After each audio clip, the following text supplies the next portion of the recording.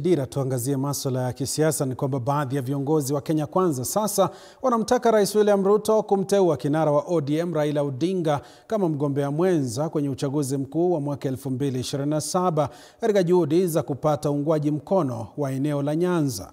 Wakizungumza katika hafla ya kuboresha miradi ya umeme katika eneo bunge la Eldama Ravine, kaunti ya Baringo, mbunge wa eneo hilo Musa Serma amesema wakazi wa Bonde la Ufa walimuunga mkono Raila Odinga katika uchaguzi wa mwaka 2007 na iwapo Rais Ruto atamteua kuwa naibu wake kwenye uchaguzi ujao, watamuunga mkono kupata uungwaji mkono wa watu wa Nyanza. Waziri wa Kawi Opiyo Wandayi akiwataka Wakenya kuwa makini kwenye uchaguzi huo ili kuwachagua viongozi wapenda amani, huku akimsuta aliyekuwa naibu wa rais Rigathi Gachagua kwa madai ya kuchochea vita iwapo Rais Ruto atashinda uchaguzi wa mwaka 2027.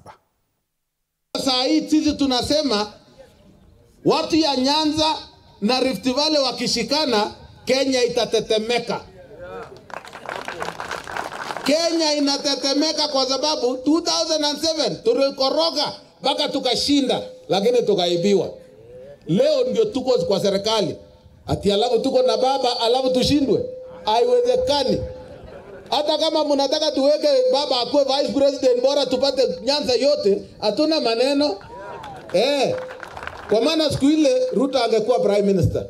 Sasa si ndio ikakuwa ikaanguka baba akachukua hiyo.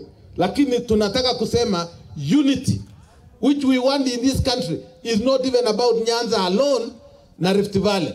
Na sisi tutaambia baba na tushamwambia yeye tayari ya kwamba mambo ya kusukumwa ya kwamba kuna nafasi ya kupewa urais na watu ambao wako nje ya serikali, hakuna.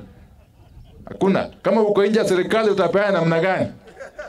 Na uko nje tayari. Sisi tunahitaji umoja wa Kenya, si ndio?